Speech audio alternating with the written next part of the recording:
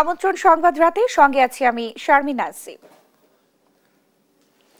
আগামী 5 আগস্ট বিকেল 5টায় গণ অভ্যুত্থানের সব পক্ষের উপস্থিতিতে জাতির সামনে উপস্থাপন করা হবে জুলাই ঘোষণাপত্র। শনিবার দুপুরে নিজের ভেরিফাইড ফেসবুক পেজে এক পোস্টে বিষয়টি তুলে ধরেন প্রধান উপদেষ্টার প্রেস সচিব শফিকুল আলম। এদিকে তথ্য ও সম্প্রচার উপদেষ্টা মাহফুজ আলম জানিয়েছেন, ঘোষণাপত্রের মাধ্যমে জুলাই আন্দোলনের প্রেক্ষাপট ও ভবিষ্যৎ ফুটে উঠবে। মাহবুব তামিমের প্রতিবেদন।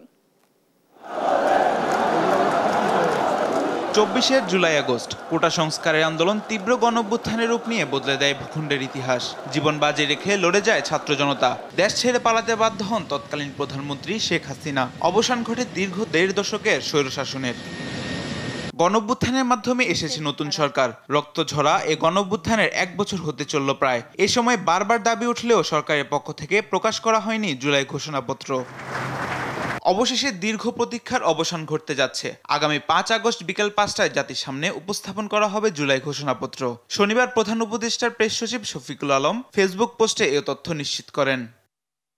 গণঅভ্যুত্থানে জনগণের যে প্রত্যাশা ছিল তারই দালিলিক প্রমাণ হিসেবে থাকবে এ ঘোষণাপত্র, জানালেন তথ্য ও সম্প্রচার উপদেষ্টা মাহফুজ আলম। কেন্দ্রীয় শহীদ মিনারে জুলাই পুনর্জাগরণ র্যালি শেষে একথা বলেন তিনি। 5 আগস্টে বা এর আগেও হয়তো জুলাই ঘোষণাপত্র ঘোষিত হতে যাচ্ছে। 5 আগস্টে বসে আমরা যে আকাঙ্ক্ষা নিয়ে বাংলাদেশকে চেয়েছিলাম, ওই আকাঙ্ক্ষার একটা পেপার ওয়ার্ক আমাদের থাকা দরকার, একটা দালিলিক প্রমাণ থাকা দরকার। সেই দালিলিক প্রমাণটা হচ্ছে জুলাই ঘোষণাপত্র। এবং জুলাই ঘোষণাপত্রে ওই আমাদের যে আকাঙ্ক্ষাটা ছিল, আমাদের যে তীব্র যে একটা আকাঙ্ক্ষা ছিল যে বাংলাদেশ পরিবর্তিত হবে, সেটার একটা রূপকল্প জুলাই ঘোষণাপত্রে থাকবে। তবে জুলাই ঘোষণাপত্রের রাজনৈতিক দলগুলোর স্বাক্ষর থাকবে কিনা তা নিশ্চিত নন মাহফুজ আলম।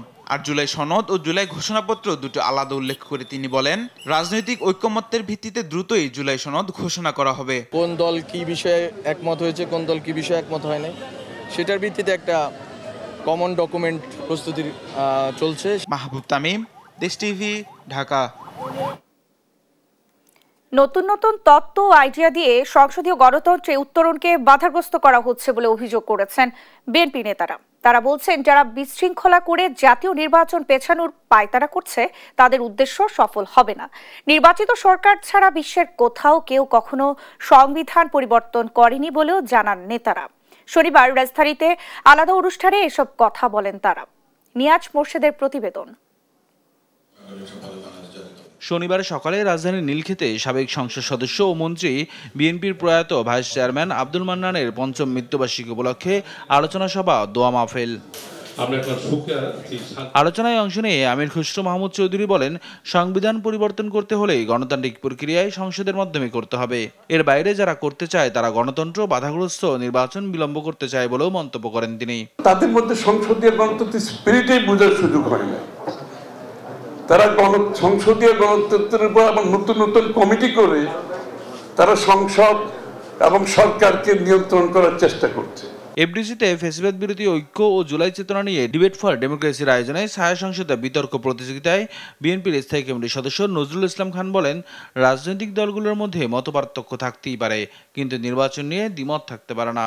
আমাদের দলগুলোর মধ্যে যে দূরত্বই থাকুক না কেন, এরা কেউই অগণতান্ত্রিক দল না, এরা সবাই গণতান্ত্রিক দল এবং সবাই বোঝেন যে গণতন্ত্রের বাহন হলো নির্বাচন।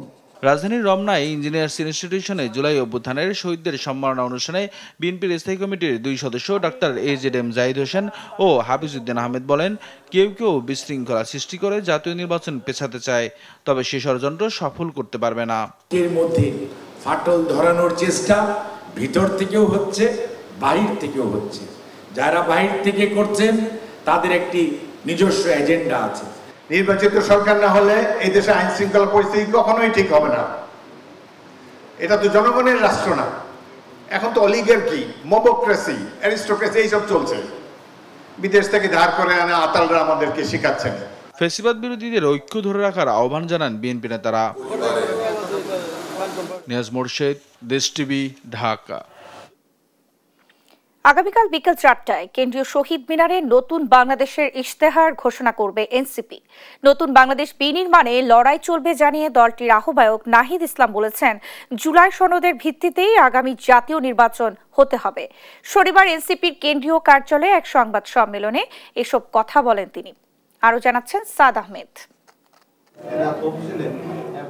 রোববার কেন্দ্রীয় শহীদ মিনারে নতুন বাংলাদেশের ইশতেহার ঘোষণা করবে জাতীয় নাগরিক পার্টি এনসিপি। এ নিয়ে দলের কেন্দ্রীয় কার্যালয়ে আয়োজিত সংবাদ সম্মেলনে কর্মসূচির নানা দিক তুলে ধরেন দলের আহ্বায়ক নাহিদ ইসলাম। আমাদের যে রাষ্ট্র ভাবনা রূপকল্প আমরা সেটি প্রকাশ করব আগামীকাল ৩রা আগস্ট ২০২৫ আমরা শহীদ মিনারে।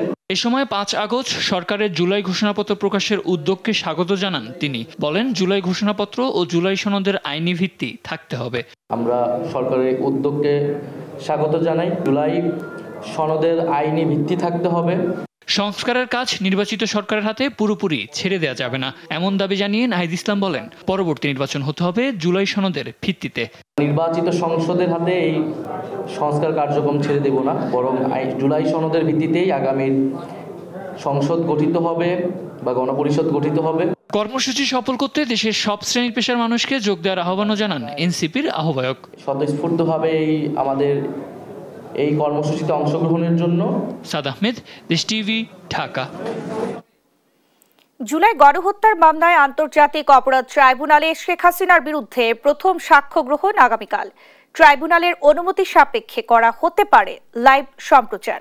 প্রসিকিউটর গাজী MH তামিম জানিয়েছেন, প্রথম দিনে সাক্ষ্য দেবেন জুলাই আন্দোলনের আহতরা। নিরাপত্তার স্বার্থে নাম ছাড়া আর কোনো তথ্য প্রকাশ করা যাবে না। আরও জানাচ্ছেন সাবরিনা মজুমদার।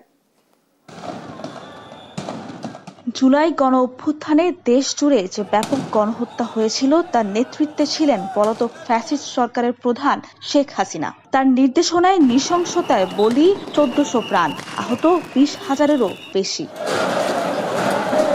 রোববার গণহত্যার মামলায় শেখ হাসিনা, আসাদুজ্জামান খান কামাল সহ ৩ জনের বিরুদ্ধে সাক্ষ্য গ্রহণ শুরু হবে, যেখানে রাজসাক্ষী চৌধুরী আব্দুল আল মামুন। আনুষ্ঠানিক বিচার শুরু হতে যাওয়া মামলাটির সূচনা বক্তব্য ট্রাইব্যুনালের অনুমতির সাপেক্ষে করা হতে পারে লাইভ সম্প্রচার।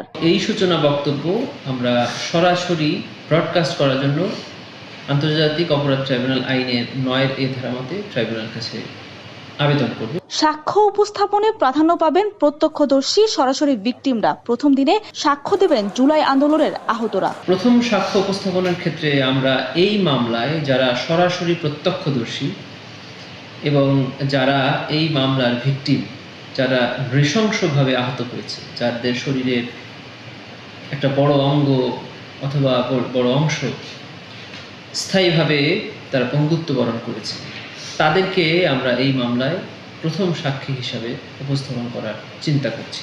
তবে সাক্ষীর সুরক্ষা ও নিরাপত্তার স্বার্থে নাম ছাড়া কোনো কিছু প্রকাশ করা যাবে না। আন্তর্জাতিক অপরাধ ট্রাইব্যুনাল আইনের অধীনে যে বিধি প্রণয়ন করা হয়েছে, সেই বিধির 14 এবং 18 বিধিতে বলা আছে যে সাক্ষী সুরক্ষা এবং সাক্ষীর নিরাপত্তার স্বার্থে তার নাম ছাড়া অন্য কোনো কিছু প্রচার বা প্রকাশ করতে পারবে না। সেটা প্রসিকিউশনও পারবে না, ডিফেন্সও পারবে না এবং ইনভেস্টিগেশন এজেন্সিও পারবে না। ছাত্র জনতার আন্দোলন দমনে যে হত্যাযজ্ঞ হয়েছিল তার বিচারে পুনর্গঠন করা হয় আন্তর্জাতিক অপরাধ ট্রাইব্যুনাল। এখন পর্যন্ত অভিযোগ জমা পড়েছে ৫০০টি। এর মধ্যে শেখ হাসিনা, চাংখারপুর সহ ৪টি মামলার আনুষ্ঠানিকতা শুরু হয়েছে। সাবরিনা মজুমদার, দেশ টিভি, ঢাকা। মার্কিন প্রশাসন ২০% শুল্ক নির্ধারণ করায় আত্মতৃপ্তির সুযোগ নেই, তা আরো কমিয়ে আনতে আলোচনা চালিয়ে নিতে হবে বলে মনে করেন BGMEA সভাপতি মাহমুদ হাসান খান। প্রতিযোগী দেশগুলোর সঙ্গে শুল্ক সামঞ্জস্যপূর্ণ হওয়ায় সরকারকে ধন্যবাদও জানান তিনি। এদিকে যুক্তরাষ্ট্রের সঙ্গে বাণিজ্য চুক্তিতে দেশের স্বার্থ বিসর্জনের সুযোগ নেই বলে জানিয়েছেন বাণিজ্য উপদেষ্টা শেখ বশির উদ্দিন। আলিমুজ্জামান সাফওয়ানের রিপোর্ট।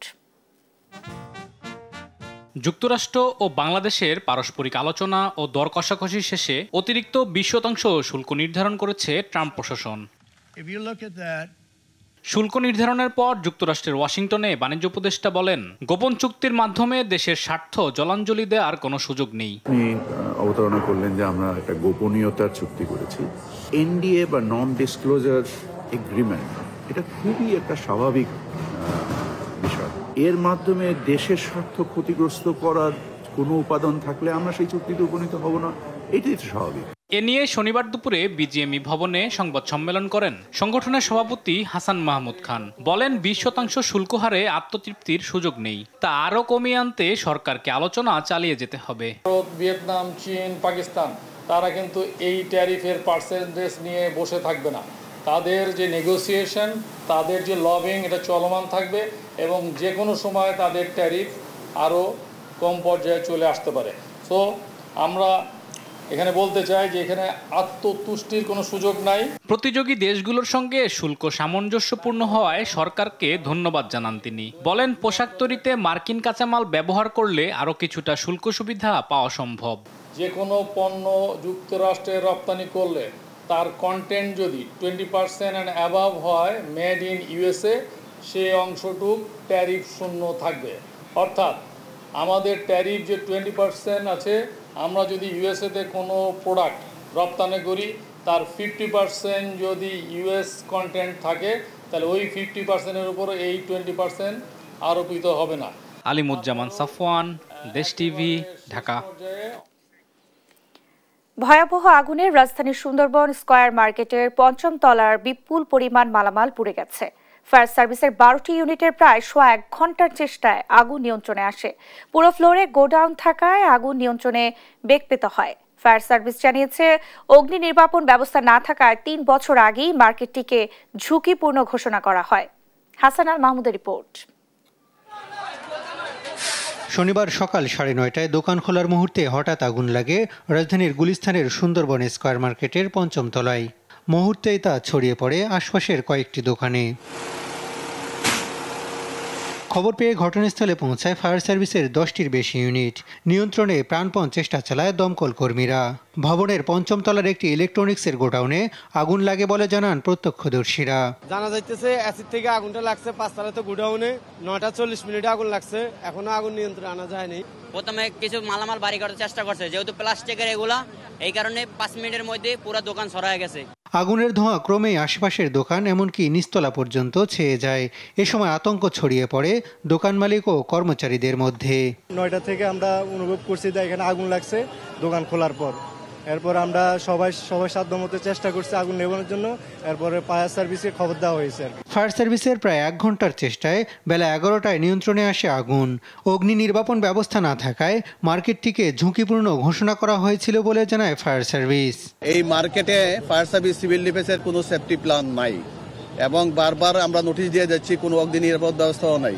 আমরা প্রতিবারেই কিন্তু এই বিল্ডিংটাকে আমরা একবার অগ্নি নির্বাপনের ঝুঁকিপূর্ণ ভবন হিসাবে চিহ্নিত করেছিলাম। ৫ম তলায় পুরোটা গুদাম থাকায় আগুন নিয়ন্ত্রণে বেগ পেতে হয়েছে বলে জানিয়েছে ফায়ার সার্ভিস। ৫ তলায় প্রত্যেকটা গুদাম ছিল, দোকানের গুদাম ছিল, এটা মার্কেটের গুদাম হিসেবে ব্যবহার করা হতো, যার কারণে সবগুলো গুদামের শাটারগুলো কিন্তু লাগানো ছিল।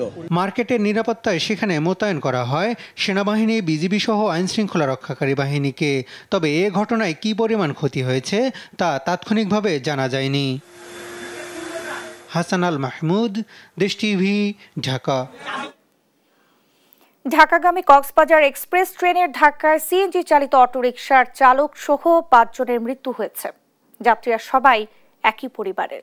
শনিবার দুপুর ১:১টার দিকে রামু উপজেলার ধলিরছড়া ক্রসিংয়ে এই দুর্ঘটনা ঘটে।